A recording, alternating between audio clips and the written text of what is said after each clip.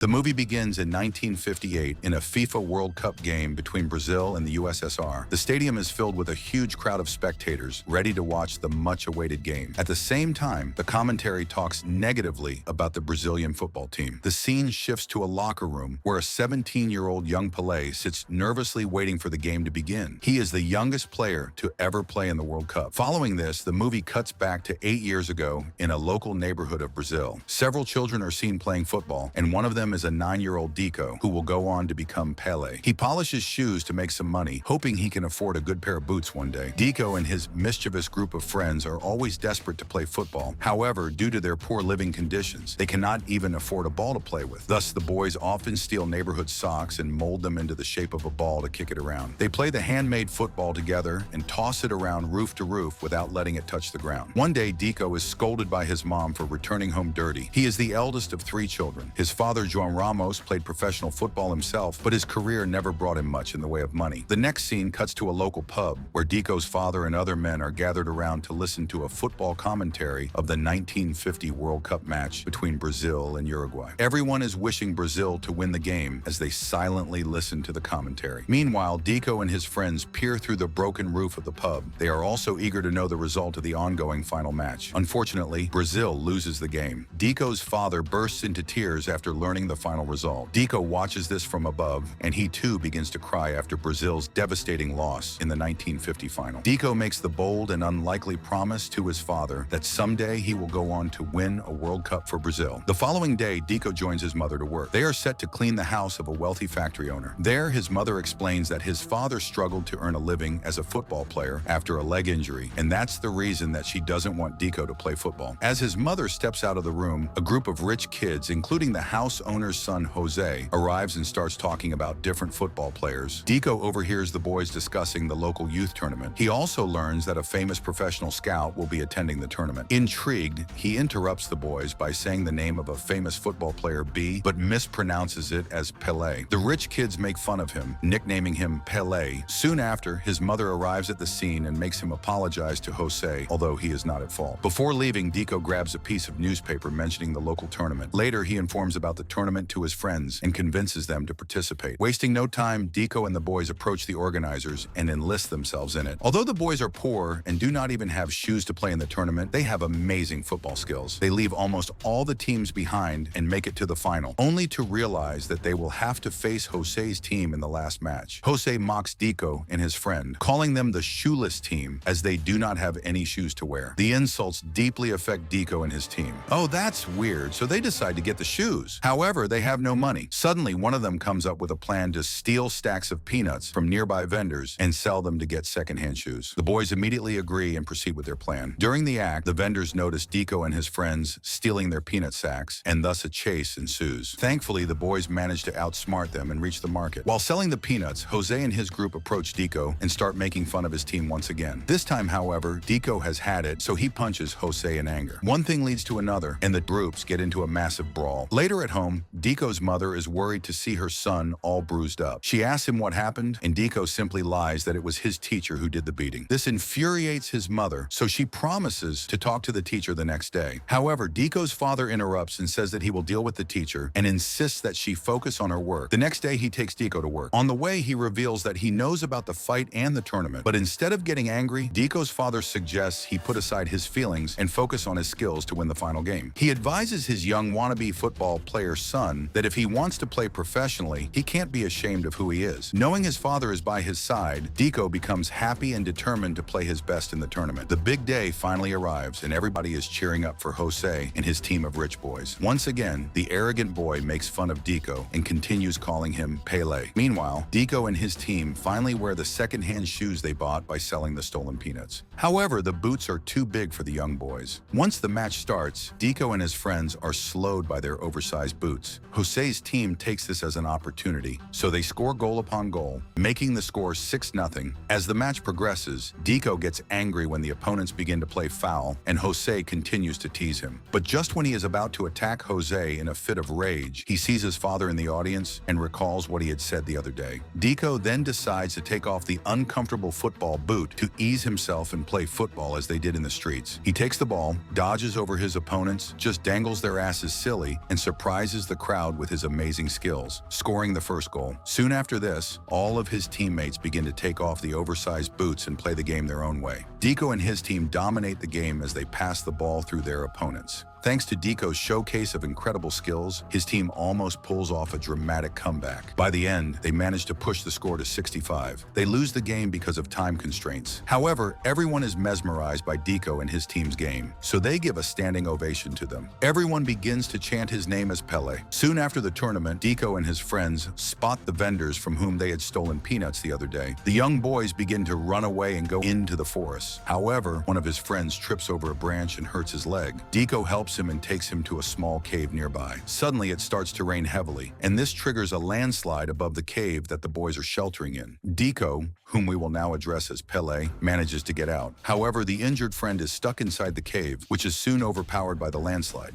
In the next scene, the vendors arrive and dig the boy out. Unfortunately, he is already dead by the time he is rescued. A distressed Pele returns home, explains everything to his mother. He blames himself for the death of his dear friend. For days, Pele remains shot and continues to blame himself for the tragic accident. To distract him, his father takes Pele to his workplace. There, he shows his son some football tricks by playing with some mangoes. Initially, Pele ignores his father for some days, but later starts joining him and practicing with the mangoes. Cut to some years later. Pele is now 15 years old and continues to assist his father in janitorial work while practicing with mangoes during break time. One day, his mother notices him practicing with his father and finally realizes Pele's passion for football. She decides to call a professional scout named Waldemar de Brito to watch him play. When Pele returns home, he is happy to see Waldemar de Brito waiting for him. Waldemar de Brito, also a former member of the Brazilian national football team, suggests Pele participate in the trials of the local football team. Waldemar de Brito eventually convinces Pele's family to let the budding phenom leave home and try out for Santos FC, a professional football club. In the next scene, Pele begins his professional training with Santos FC. However, it becomes difficult for him to adapt to the European style of playing. During practice, he starts out poorly and is even scolded by his coach a couple of times. Discouraged by his play, Pele decides to return home and continue working with his father in the train station. Waldemar de Brito approaches the young boy and inquires what is the reason behind his sudden departure. Pele replies that he thinks his way of playing is not accepted in the club, and even the coach isn't satisfied with his performance. Waldemar de Brito explains that his way of playing football is considered the Jenga style, which was famous during the era of slavery. The slaves used to practice a self-defense art form of the same to defend themselves from their cruel masters. They fled to the forest and continued practicing Jenga. After slavery was abolished, the slaves found out that their Jenga style was no more in use. Therefore, in order to preserve it, they used the style to play street-style football. Ever since then, Jenga has been in practice. However, Brazilians blame Jenga to be the cause of the loss in the 1950 World Cup. This is why most coaches want to train youngsters according to traditional and European-style football techniques. Waldemar de Brito then suggests Pele stay and prove to the world his talent or return home as a coward. After he leaves, Pele thinks for a while and eventually decides to continue training with Santos FC. The next day, he starts off poorly as he is asked by the coach to play according to the game plan. However, the match doesn't work in his team's favor, so Pele is scolded by his coach and looked down on by his teammates. Suddenly, the young player recalls his father's advice and how he practiced with mangoes. He also sees Waldemar de Brito cheering for him, so Pele decides to play the game the way he knows. Soon after, Pele gets the ball and dodges through his opponents. He then kicks the ball acrobatically like how he used to with the mangoes. In this way, Pele scores the first professional goal of his career at the age of 15. His coach, along with the spectators, are surprised to see Pele's amazing skills. As the days pass, Pele continues to play with other teams across the country and make a name for himself. Despite being the young player to participate in a professional tournament, surprisingly, he moves up from the youth squad to the reserve squad and eventually works his way up to the professional level team. His orthodox Jenga style of play is of great concern to his coach, but he can't argue with results as Pele leads the team to several victories. One day, Pele decides to give a surprise visit to his parents and also bring along some gifts to the family. He gifts a radio to his father, and they decide to listen to the announcement of the national squad for the 1958 World Cup. Pele doesn't believe that he will be selected, as he is too young to play in the national team. But despite Despite this, they decide to listen to the announcement, and to their surprise, Pelé gets selected. In the next scene, Pelé joins the national team, and everyone seems to be friendly. However, the reporters there begin to question Brazil's style of playing. They even make fun of the Jenga style, calling it outdated and boring. To make matters worse, the national football coach also confronts Pelé and warns him against playing the Jenga style of football. The following day, Pelé decides to play the traditional European style of football as suggested by his coach. However, it becomes difficult for him to adapt to this style. In the process, he trips and hurts his knee. When the doctor examines him, he points out that Pelé might be ruled out of the World Cup due to his injury. Later that night,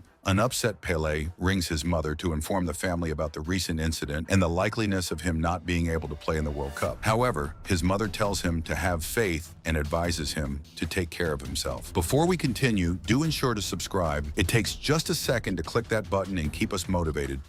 The 1958 World Cup finally begins, and the Brazilian team manages to win a couple of starting games. However, due to the brutality of the matches, several teammates are injured. Therefore, the coach is left with no choice but to ask an unfit Pelé to play the ongoing match. Initially scared, Pelé makes a couple of excuses, but the coach forces him to play for the country. Before the players head to the field, the coach once again reminds Pelé to play traditional European-style football or else. Soon, Pelé joins his teammate on the ground, and they barely make it past the USSR to reach the semi-final with France. In the semi-final, the Brazilian team is utterly dominated, and France even manages to score a goal. During the interval, Pelé looks upset as he notices the injured players in the dressing room. Demotivated, he asks one of them to replace him in the second half. However, the teammate refuses and reveals that he is not in a sound mental state to play the game. Additionally, he tells Pelé that he is tired of playing European-style football and further suggests Pelé play the Jenga style so that he can truly showcase his skills and hopefully win the game. Bolstered by his teammates' support, Pelé erupts onto the field with his Jenga style of play. He displays remarkable speed, athleticism, and field vision to score 3 goals in a semi-final 5-2 demolition of France. A few days later, during a press meeting between the two finalist teams, Brazil and Sweden, the Swedish coach mocks Brazil's Jenga style of playing and says that they will lose the World Cup final just as they did in 1950. Frustrated, Brazil's coach storms out of the meeting. At night,